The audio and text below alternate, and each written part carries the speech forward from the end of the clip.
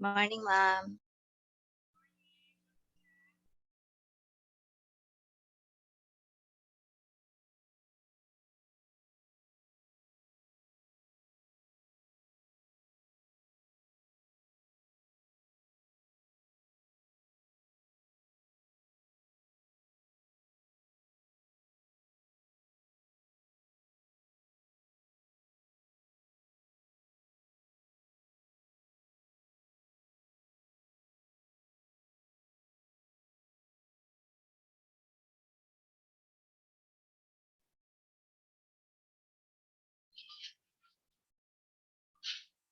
Again, good morning, everyone. Our topic is about installation art and Philippine traditional motifs and crafts.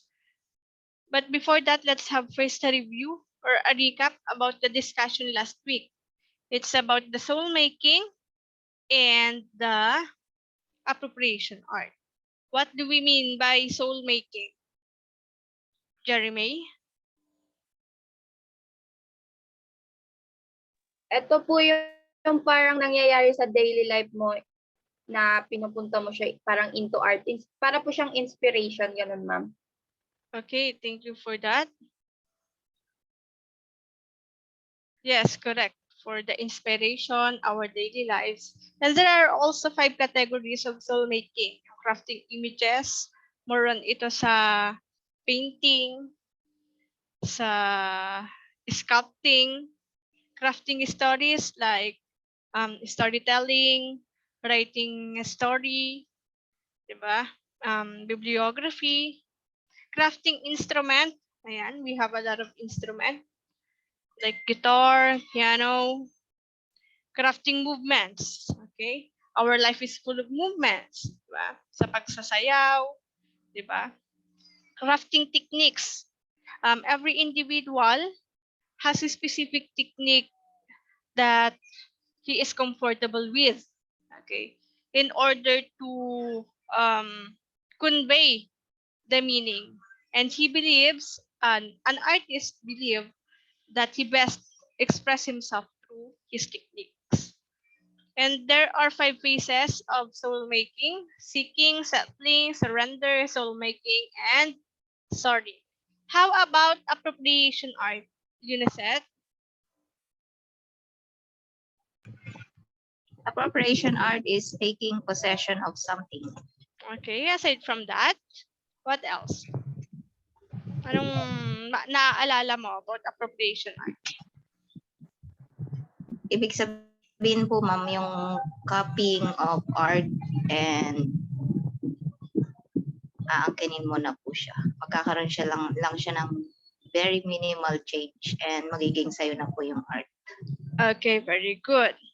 That is taking possession of an art which you give or change something into it. Miss Rabadon is already here.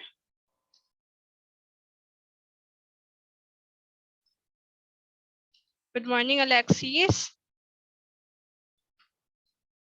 Installation art. Tayo, what do we mean by installation art? So our objectives after going through this session, I am expecting that all of you will discuss the concept of installation art. Ano ba yung tinatawag na installation art? Develop students' artistic potentials through installation art and enhance students' sensitivity and awareness toward their environment. So what do we mean? Ay, asan na?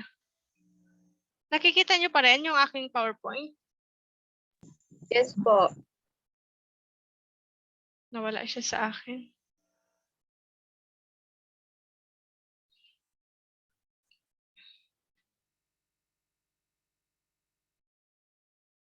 Sorry for that. Just wait for a while.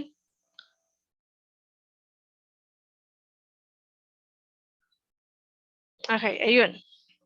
What do we mean by installation art? Kindly read the first sentence, Alexis. Again, everybody open your cam.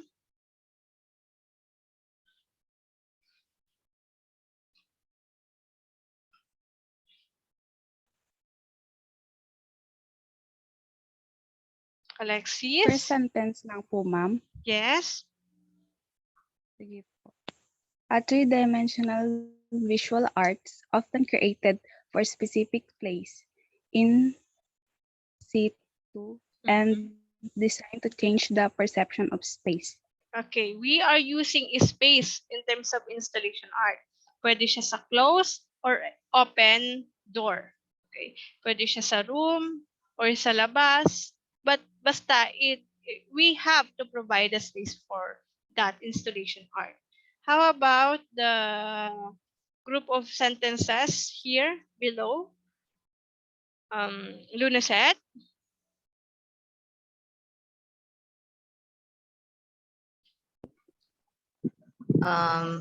The term installation, which appeared in the 1970s, generally applies to works created for interior spaces, gallery, or museum.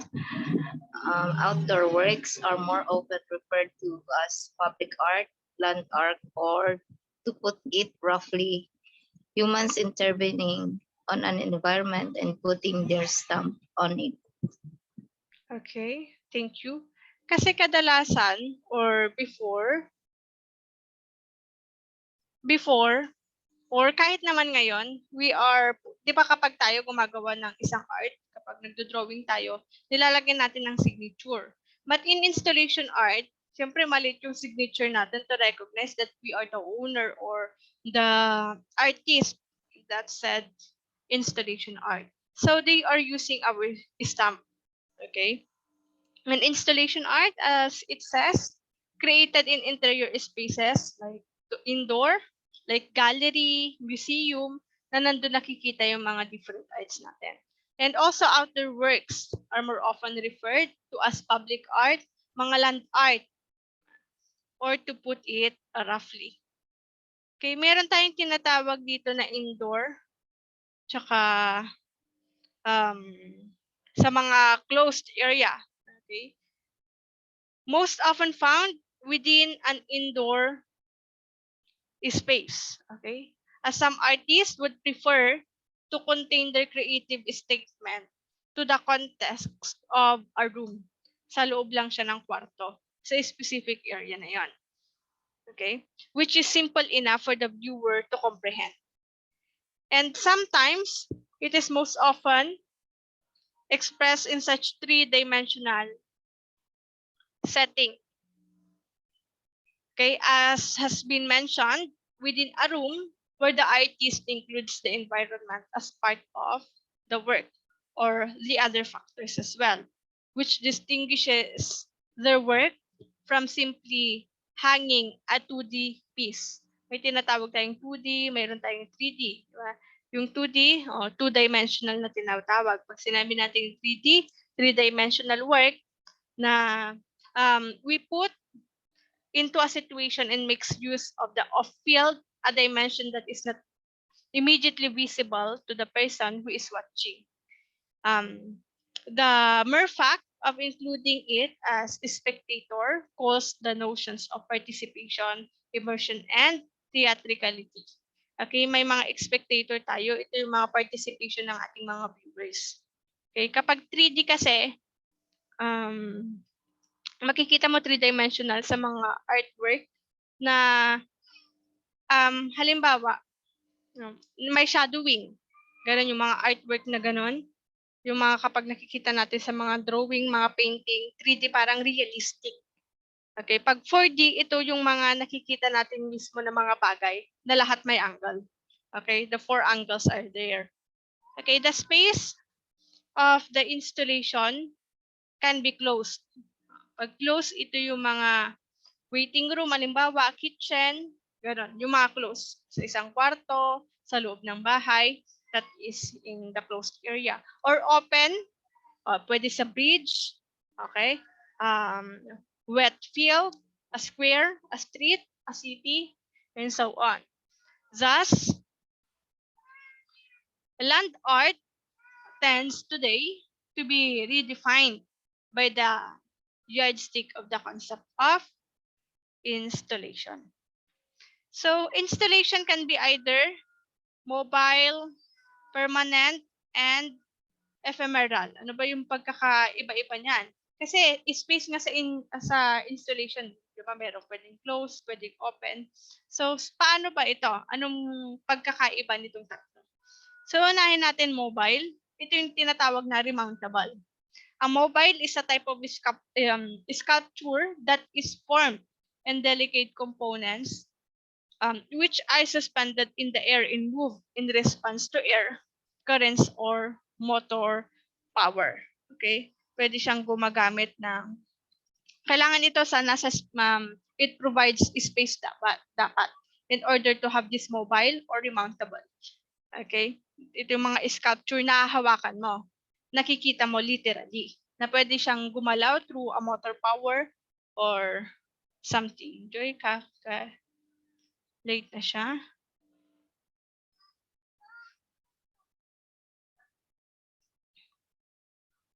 Okay, ikalawa naman ay permanent. Pag sinabi natin permanent, syempre fixed. Diba? Andoon na siya. Ito naman kadalasan or lagi nating nakikita sa mga land area, sa mga open door, sa mga nasa labas. At we have what we call ephemeral or temporary. Okay, temporary, ito yung pwede nating alis-alisin. Diba? Okay, halimbawa ito, in-install lang siya dito. Pwede mong alisin mamaya, bukas, makalawa. Okay? Meron din naman tayong tinatawag na hybridization and mutation. Ito yung pagbabago. Umiiyak ang aking baby. Okay, the installation can most often be assimilated to a sculpture. Okay? But it cannot be reduced to it. One speaks of hybridization and mutation na tinatawag. It also makes it possible to explore the notion of volume. The installation can be understood as an object of reduced size to a very large space. Okay, halimbawa sa isang bagay na yon, maliit siya, pwede mo siyang palakihin. Diba? Specificity.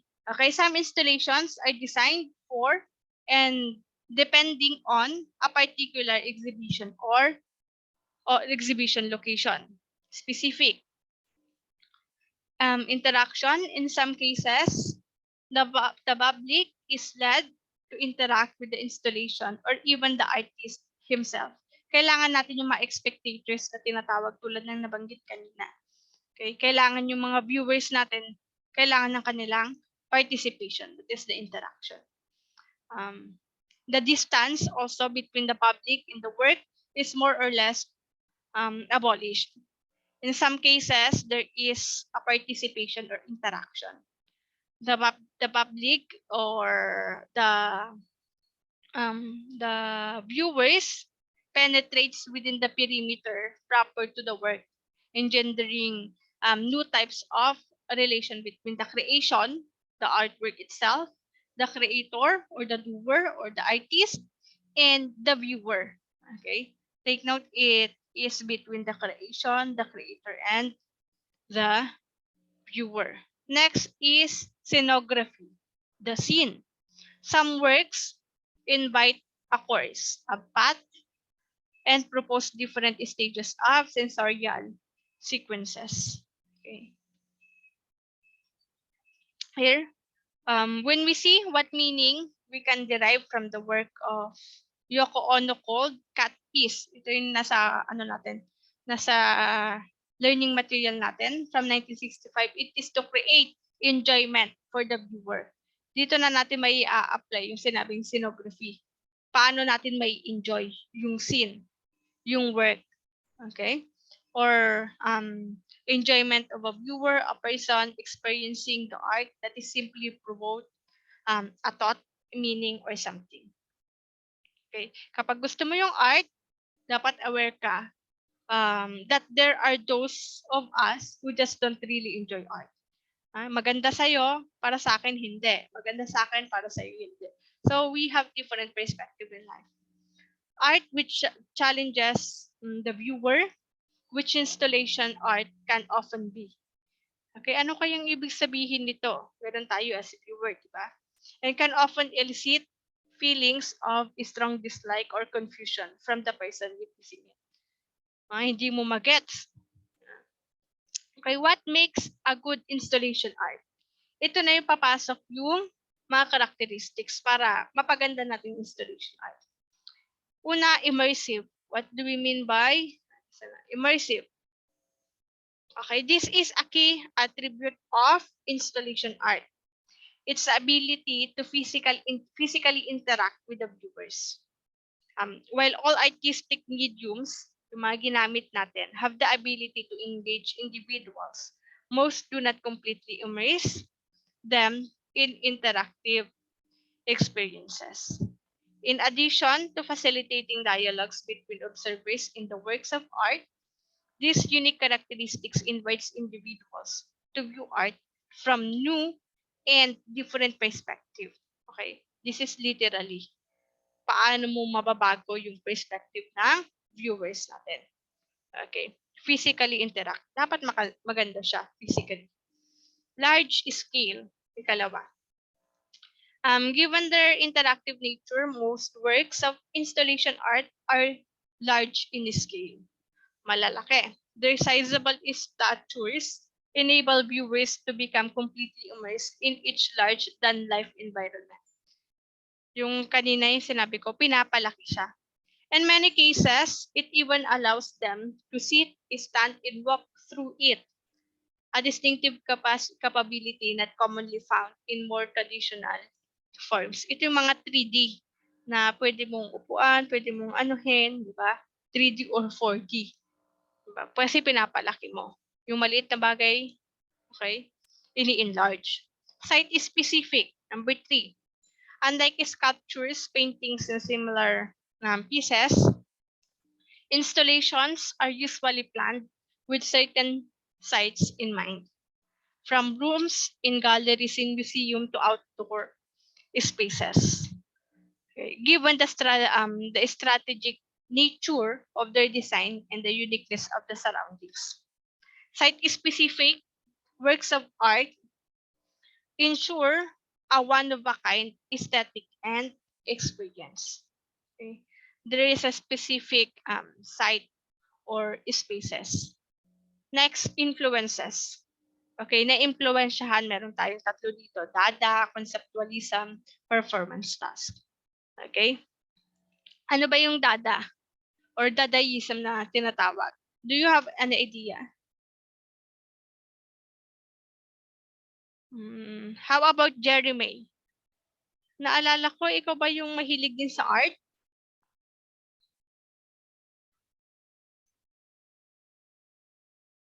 Okay, do you have any idea about dadaism? Wala. Wala. Okay, nauso ito in the 20th century.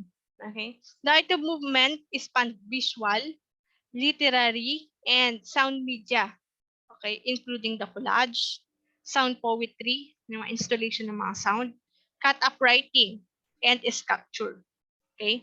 The Dadaist artist na tinatawag, ito yung mga gumagawa ng mga artwork with the influence of Dadaism. Okay? Express their discontent toward violence, example, war, nationalism, and maintain politic affinities with radical left-wing and far-left politics. Ito yung kadalasan na motif or mga ideas nila. Okay, about violence, war, nationalism, etc. Okay, like Dada, an avant-garde movement that emerged in the 20th century, installations often showcase an experimental approach to art.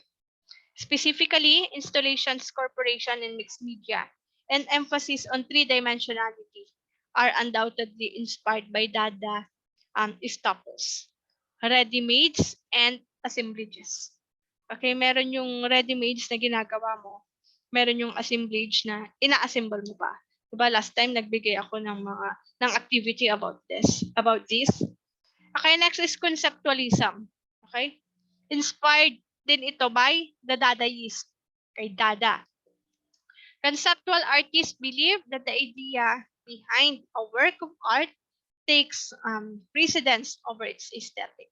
The sentiment is also present in installation art, with well-known contemporary artists like Ai Weiwei and Damien Hirst using their celebrated installations as a means to relay message to the viewers. Okay. As a person, I was born to give out my opinion. No? Ai Weiwei explains, by the giving out my opinion, I realized who I am. So meron siyang binibigay na idea. Okay. Curiosity to be answered. Next is performance art tayo. Okay, ito yung pangatlo sa mga influences. Okay, those are the two, the conceptualism and dada, while performance art is a practice performed before an audience. Okay, it may seem dissimilar to installation. A form of fine art, the two movements are linked by the key characteristics, a creative and conceptual use of space. In both cases, artists find innovative and inventive ways to reinterpret and reimagine every environment. Naalala ko itong performance art. Yung mga napanood ko to sa YouTube yung meron siyang i-install muna na ipi-perform niya before makita ng mga audience, dapat naka-prepare na siya. Kasi may tungkod siya, tungkod sa kamay. Tapos nakakonekta yun sa coat niya, tapos may uupuan. So, pero ang nakikita doon, wala siyang inuupuan, nakatayo lang siya, tapos pwede siyang gumalaw-galaw. Para siyang lumulutang sa ere. Pero sa totoo, may in-install siya. That is an example of performance art. Okay, let's move on to the next slide.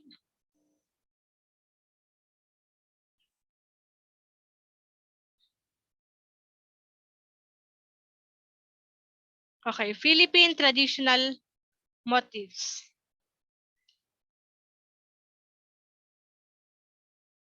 Okay, saan na tayo? After going through this session na naman, we're expecting that all of you can acquaint students with different Philippine traditional motifs and crafts. I-discuss natin yung ilan sa mga crafts na ginagamit. Ito yung mga craft, anong tawag sa mga gumagawa sa kanila? Again, Alexis?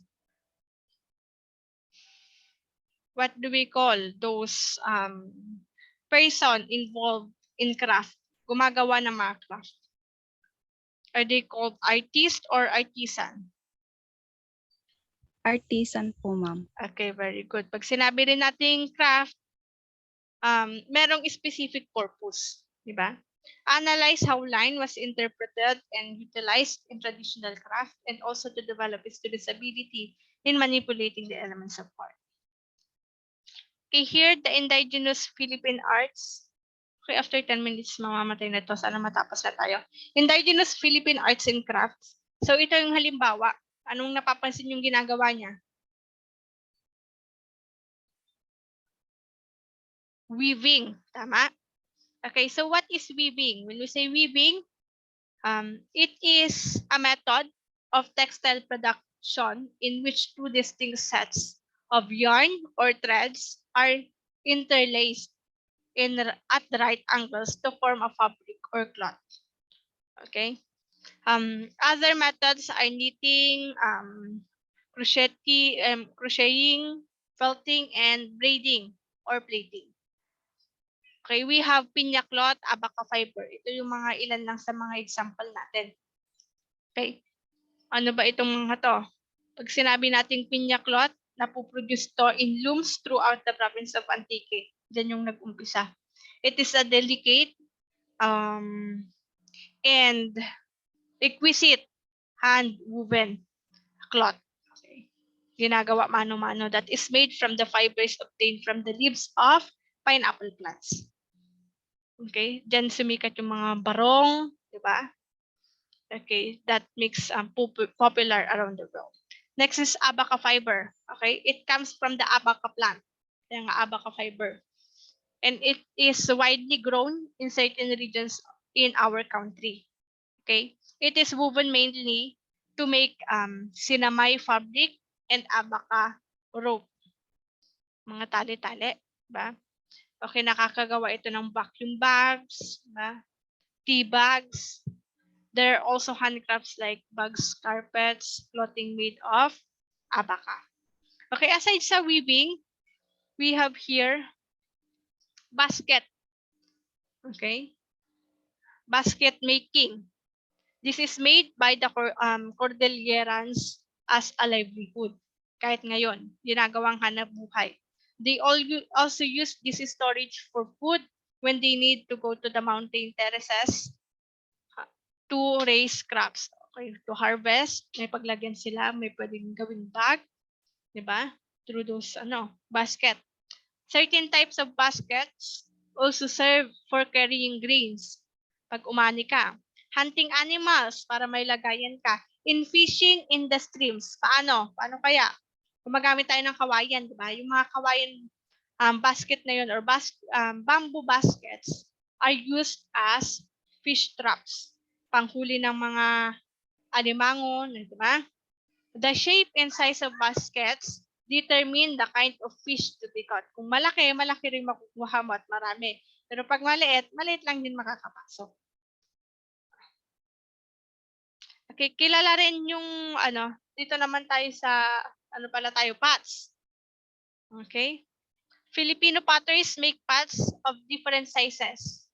As you can see, different size, shapes, and design, which are usually geometric with stylized nature-themed motif. Functional pieces are made as the need would arise. At example sa mga pots is yung tinatawag na palayok. Alam ko aware naman na kayo doon.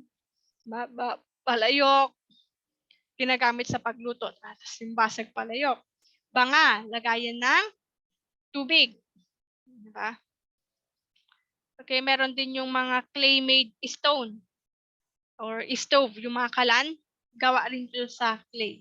Parang ganito rin siya. Okay. Next naman tayo, wood carving. Okay. Ano kaya ang yung gumagawa ba nito, artist or artisan sa tingin niyo? Luneset? Artist, ma'am. Artist. Bakit kaya artist? Kasi parang lang siya, ma'am, pang display lang. Okay, pang display. In fact, you have a point. Pero both siya. It could be artist or artisan. Kasi una artist kasi yun nga wala siyang specific purpose. For beautification lang siya. Artisan kasi mano-mano niyang ginagawa. Okay, yung parang andun yung effort, matinding effort. Okay, Philippine sculpture is the most familiar art form among Filipinos. Okay, sculpting. Ito yun, wood carving as an example. Okay, this is most popular nito yung paggawa ng mga anitos, diba? Mga santo, santa, mga statues. Since early 16th century naman, nagbago. Nagkaroon na tayo ng jewelry making. Okay, na nagsimula ng 16th century. Okay, jewelry making in the country has been practiced in our country. It is believed that the skills of the early Filipino jewelry makers were adapted from the Asian peoples, like Chinese, na mahihilig sila sa mga alahas. Mga necklace, bracelet, earrings, pendants, mga tie pins, cufflinks, na ginagamitan ng gemstone, gold, iba't ibang mga metals, di ba? The Philippine, kasi nga nasikat na din ang Pilipinas, is also known for pearls and semi-precious stones. Yun yung mga kadalasang ginagamit natin. Kasi maraming pearls dito, pero parang paubos na rin.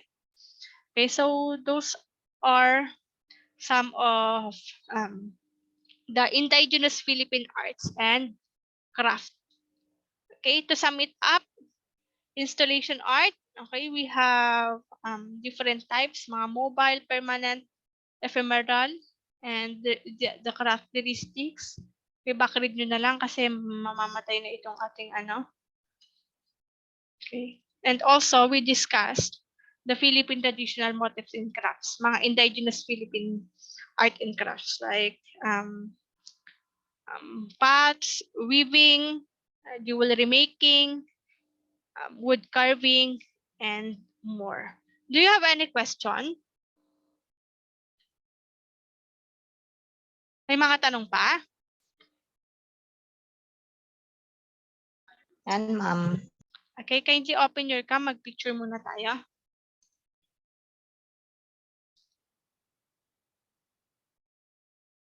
Okay.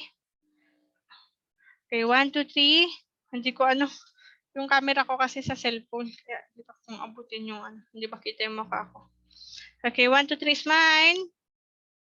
Okay, if no more question, that will be the end of our discussion. Thank you, everyone. And again, next week, may quiz tayo as preparation also to the exam. Kung napapansin nyo naman siguro yung mga quiz natin, madalas or karamihan doon natin kinuha yung sa exam. Okay, parang pinagsama-sama natin from the very first beginning. Okay, sa exam wala kayong tanong? Again, cover to cover, ha? So that will be the end of our discussion. Thank you, everyone, and have a great day ahead. Thank you, ma'am. Thank Thank you you. po.